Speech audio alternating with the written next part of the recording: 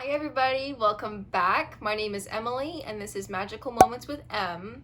If you're new, I go to Clemson University and I've studied graphic communications. And today I decided to redesign all of my backgrounds of all of my electronics. Looking at the same screen for hours on end can get old fast, and I feel like I've not been quite as productive as I would like to be. So maybe redoing these things will help my mindset a little bit, make me want to do my work, and it'll just give me like a nice mental refresh. So if you're interested in seeing how I do this, then keep on watching, and let's go ahead and get started. To start off with, I like to look at Pinterest for some images that fit the vibe I'm going to use. So as you can probably see, I'm going for a bit of a soft green and cream vibe.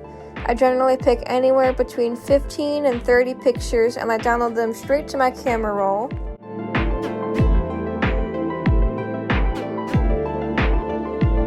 After I save all the images, I go into the app Canva, which is free, and I go to the top right corner that says Create a Design, and I scroll down until I get to the poster size, which fits my iPad not too bad. It does cut off some parts of it, but I don't mind it for a collage like this. It brings up a blank white canvas, so I click on it, and a little square with the color spectrum pops up on the top left corner.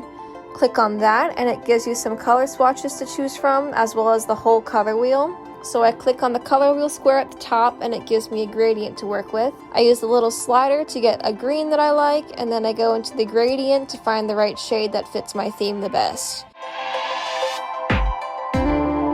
This is the color that I ended up going with.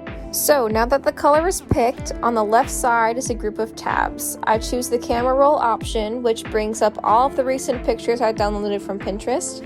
So here is where the creativity actually comes into play. I go through the camera roll pictures and click on one to start with, and I position it to where I think I'd like it. I do this with every picture that I want to use, and I just keep adjusting them until I like what it looks like.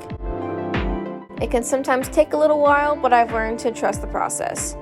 Also, a little tip is to keep the pictures away from the very edges as best you can, because they do tend to get cut off, like I said before.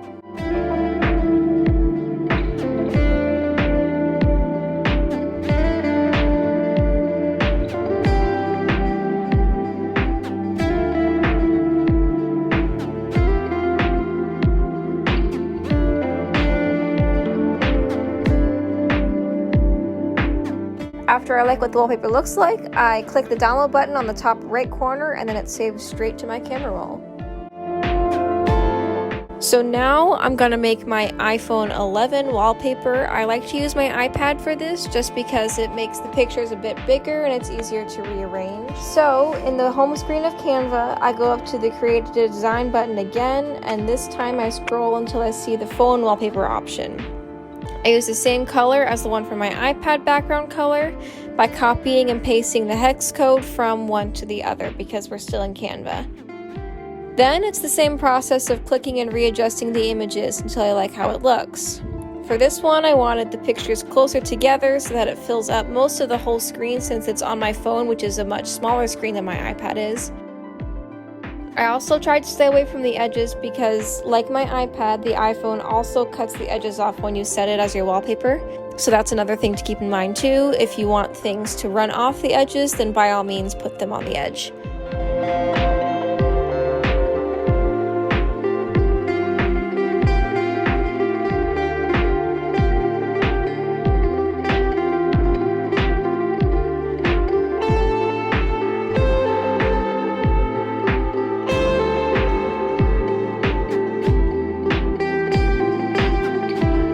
Some of the pictures I rearranged so that they are in front of everything else by going to the three dots at the top and then clicking bring forward and or bring to front.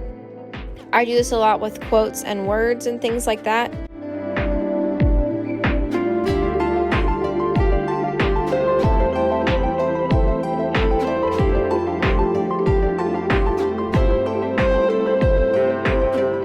And then once I like it, I download it to my iPad and airdrop it to my phone so that I can set it as my wallpaper on my phone.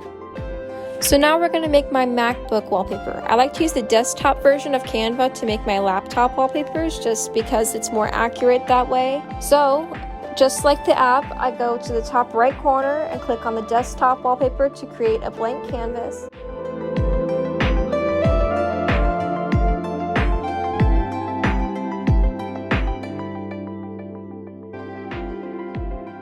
I click on the canvas and then the color square to bring up the color menu, and I click on the green at the bottom and adjust it to be closer to the color of the other wallpapers that I already made. I didn't find the exact hex code for this just because I felt like I didn't really need it for my computer.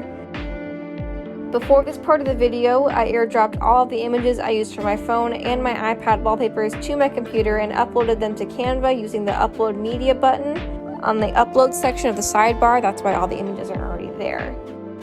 Then it's the same process as all the others, just clicking and rearranging the images to how I like it. For desktop, I actually like to make the pictures go to the edges, at least on the top and bottom, because for some reason only the two sides are cropped on my laptop. I also wanted them to be a little closer together in some places, but I also wanted the actual background color to show through in others so that there was a little bit of balance there.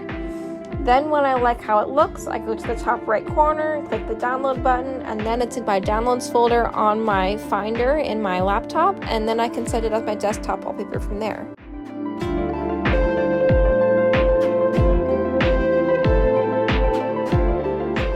How all of my devices turned out. I absolutely love it when all of my devices match. It's just so pleasing to me. And I really love the whole gold and green and cream vibe. So if you enjoyed this video, give it a thumbs up. And if you want to see more videos from me, don't forget to subscribe. And I will see you in my next video. Bye.